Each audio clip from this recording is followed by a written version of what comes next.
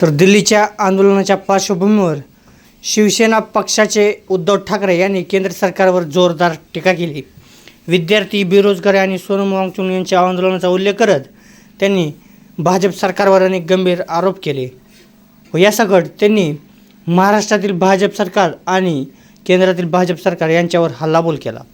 उद्धव ठाकरे म्हणाले की हा लढा फक्त सोनम वांगचुक यांचा नाही, तर हा देशातील प्रत्येक तरुणाचा, प्रत्येक विद्यार्थ्याचा आणि आपल्या भविष्याचा लढा आहे। रोजगार, शिक्षण आणि न्याय या मूलभूत प्रश्नांसाठी आज तरुण रस्त्यावर उतरले आहेत।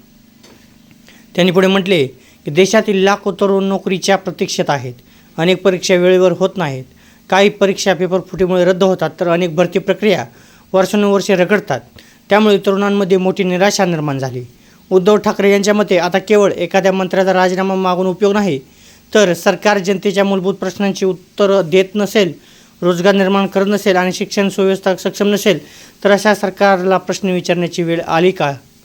ते म्हणाले की मी ते कोणाचं नेतृत्व करण्यासाठी आलो नाही, मी फक्त एवढंच सांगण्यासाठी आलो आहे की प्रत्येक तरुणाने स्वतःच्या हक्कासाठी आवाज उठवला पाहिजे। लोकशाहीमध्ये नागरिकांनी शांततेच्या मार्गाने प्रश्न विचारणे हा त्यांचा अधिकार आहे।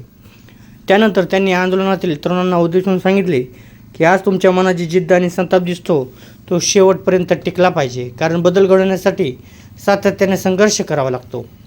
दिल्लीतील परिस्थितीचा उल्लेख करत उद्धव ठाकरे म्हणाले की आंदोलन रोखण्यासाठी मोठ्या प्रमाणात पोलीस बंदोबस्त करण्यात आला आहे, मात्र लोकांच्या मनात उत्तर देण्याऐवजी केवळ बंदोबस्त वाढवून समस्या सुटत नाहीत। यानंतर त्यांनी पर्यावरणवादी आणि अभियंता सोनम वांगचुक यांचा कामाचाही उल्लेख केला।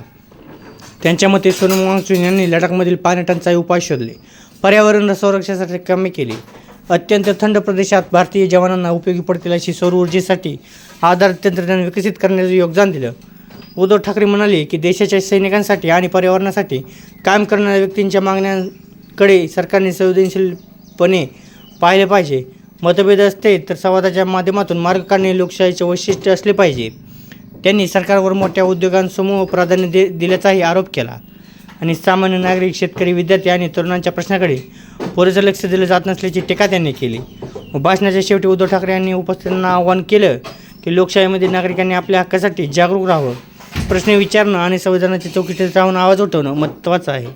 मित्रांनो, या संपूर्ण भाषेबद्दल तुमचं मत काय आहे? विद्यार्थी, बेरोजगारी आणि आंदोलनाच्या प्रश्नावर सरकारने आणखी ठोस पावले उचलली पाहिजेत का?